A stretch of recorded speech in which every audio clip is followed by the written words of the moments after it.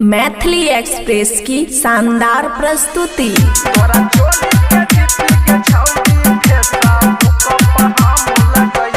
DJ Shiva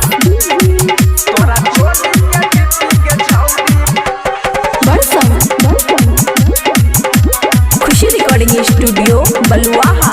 हे गे लहंगा चोली छौरी तोरा हम ही कीन के देबो। लहंगा चोली छौरी तोरा हम ही कीन के देबो। तोरा चोली के डिपी गे छौरी तोरा चोली के डिपी गे छौरी व्हाट्सएप पर हम लगैबो। तोरा चोली के डिपी गे छौरी फेसबुक पर हम लगैबो।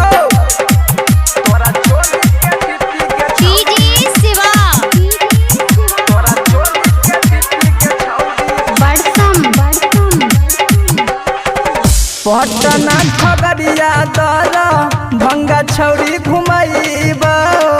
बलिया में जाके होठ लाल किन देबो।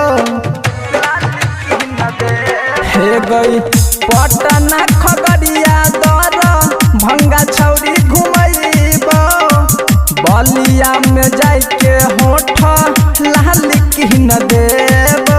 अब झुमका नथुनी छौरी तोरा सब कुछ किन के देबो। तोरा चोली के डिपी गे छौरी तोरा चोली के डिपी गे छौरी व्हाट्सएप पर हम लगैबो। तोरा चोली के डिपी गे छौरी फेसबुक पर हम लगैबो।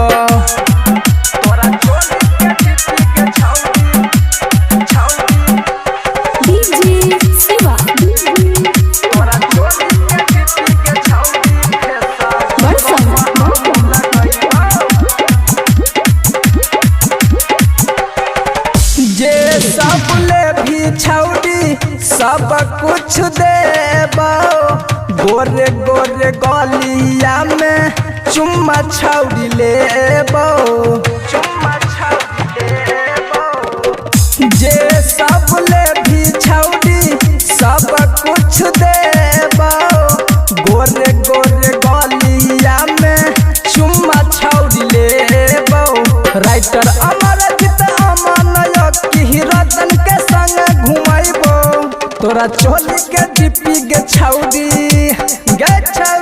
तोरा चोली के डिपी गे छौरी व्हाट्सएप पर हम लगैबो। तोरा चोली के डिपी गे छौरी फेसबुक पर हम लगैबो। खुशी रिकॉर्डिंग स्टूडियो बलुआहा।